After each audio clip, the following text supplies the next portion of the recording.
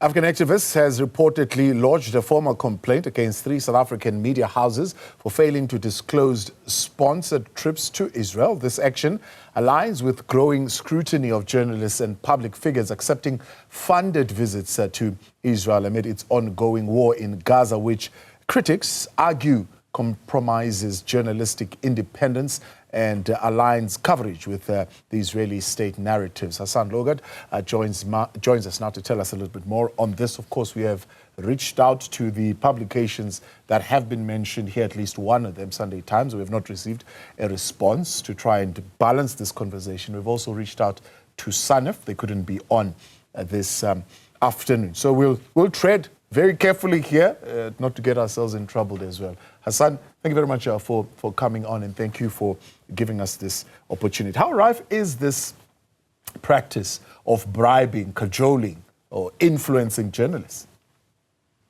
Tabo, thanks for having me. I mean, I think the issue you're talking about here, is on all our lips. We see someone giving out 60,000 in 200, I almost said dollar notes, 200 Rand notes.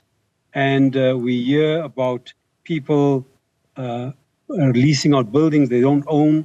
So clearly journalists are once again in the public discussion for the good and the bad and the ugly. Yeah. And so I think what this prompts to me, and I'll go into the detail, is that there's probably a need for another sexual type inquiry into media ethics. Let me say to you, I had an earlier discussion with, and Umakudu Sefara came to the discussion, and rightfully he points out that by the time I reached them, they'd already apologized. And I said to him, that is true. I actually, I'm not taking issue that they'd apologized. I'm taking issue that they apologized in a manner that was not prominent and appropriate. Yeah. They were hiding it away. It was still kind of showing the bias of their politics that they've shown.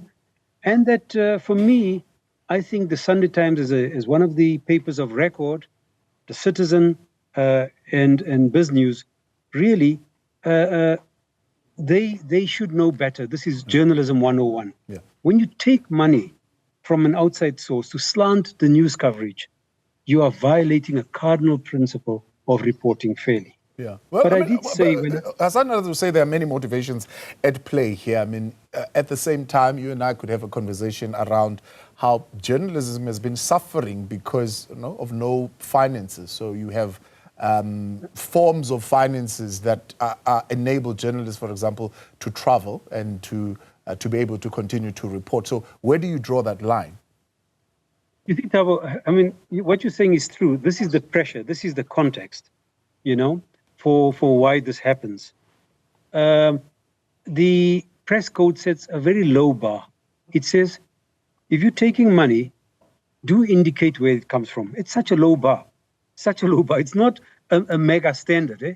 It says, I took this from bad guys or something like that. And then, now you make up your mind as a reader. Yeah. Ideally, what I would have wanted, and I started off in my other interview, I said, the way the Palestinians are being butchered, there's a genocide there. And many journalists, as we speak now, are in Cape Town having a demonstration. Uri Ditlavi, Lance Witten, everyone, they are there. Trying to say, okay, guys, we've been through this game of both-sidism, time's over. It's too serious now.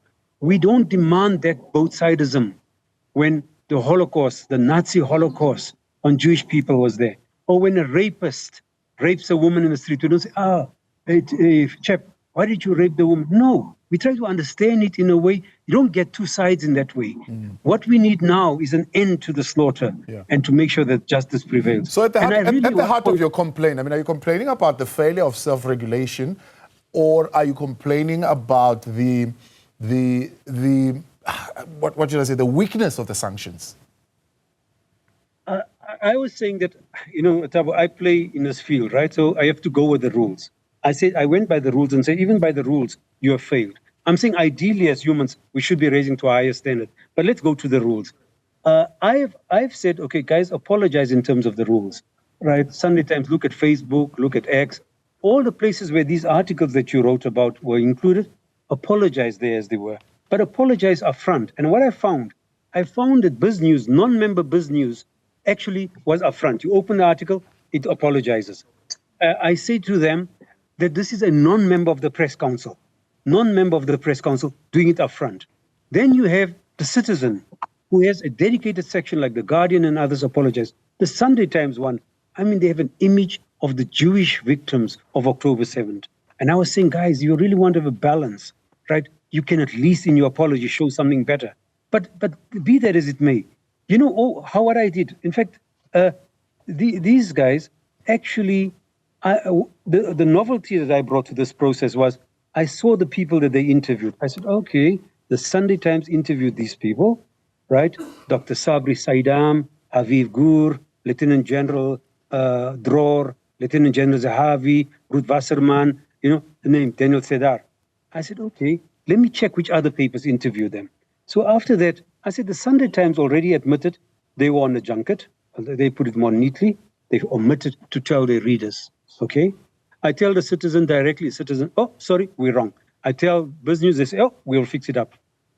The point is, they should not be told of this basic fundamental of journalism that if you're getting a sponsorship, declare it. Yeah. But if the media is compromised, Thabo, and I know you're a political animal, when the media is compromised, during the same time in April, these papers become weak in keeping politicians to account when the politicians also in April, 10 of them went on this junket, right? And even they, when they went on the junket, have a number of different reasons. Glynis Breitenbach says, for example, the sponsorship was worth 110,000 rand, I think. All the DA people said it was a gift. Others said they went for religious reasons. Others went for tourism. They all went there. And this is the point that I'm making to Makudu and them. I said, guys, this is not a mistake. The fact that you all were silent, you kept quiet, right? You didn't declare this, right? Clearly suggests to me that you had something to hide. You had something to hide. Because how can 3 different houses all of a sudden don't declare it? And then when you challenge them, they start declaring it. You know, there's a silver lining to this, Thabo. It looks like the accountability that we put and demand of journalists is higher than Parliament. Right. The one in Parliament seemed to have just faded. You don't even know what happened to it. Yeah. What I mean, do you believe should done? I mean, what's the major proposition now? You're saying an inquiry to the effect of the one of Satchel. Is that the highest level that you would want to take this matter? You know, Thabo, when I started this issue, it was really kind of soft. I said, hey, guys, let's have a conversation, right? Let's have a conversation about it, right? Were you balanced?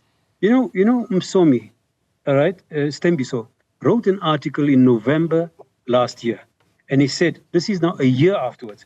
Hey, guys, isn't it time that we move off talking about Palestine? We've heard so much about it. There are other things that we need to discuss, right? And of course, subsequent to that, the killing has gone haywire. It looks like it's gone crazy. So the point is, it looks like there's been a slide, right, inside the Sunday Times as a newspaper of record to actually supporting the oppressed. In fact, the point I made to you earlier, that the media, self-regulated media, has always championed the idea that the fourth estate, we keep a check on power. In this particular case, Thabo, the government, as in the case here, government has got a lot of faults. I don't need an interpretation. You don't need to invite me to criticize government. I do that every day. The idea is the government is on the right side of history. These guys were lacking. And if you ask why the South African country, our people are saying, oh, shouldn't we be spending the money on this? It's because of our media narratives. And these guys have been neutralized. And they've got to, the more voices stand up, like many other newspapers of record, all of a sudden, you know, New York Times and others come out quoting, getting part of Israeli scholars saying, I know genocide because I'm a scholar of genocide. This is genocide. You know, so they must join the bandwagon. And we will discuss later on whether they were opportunistic or not. You know, quite clearly, we need to stop lives, the killing of journalists, right? We need to make sure that we center Palestinians and find a just peace. These people have lived together in the past and they can do so. Right. We are in solidarity. And if we get the narrative wrong here, you know, we're not helping anybody. Hassen Lorgat, appreciate your time. Let's leave it there. Media activist there. Hassen Lorgat. Remind again, we did reach out to the publication in question, Sunday Times. They have not responded. I'm sure when they do respond, we'll get them on. SANEF as well couldn't be with us to put their side of the story forward.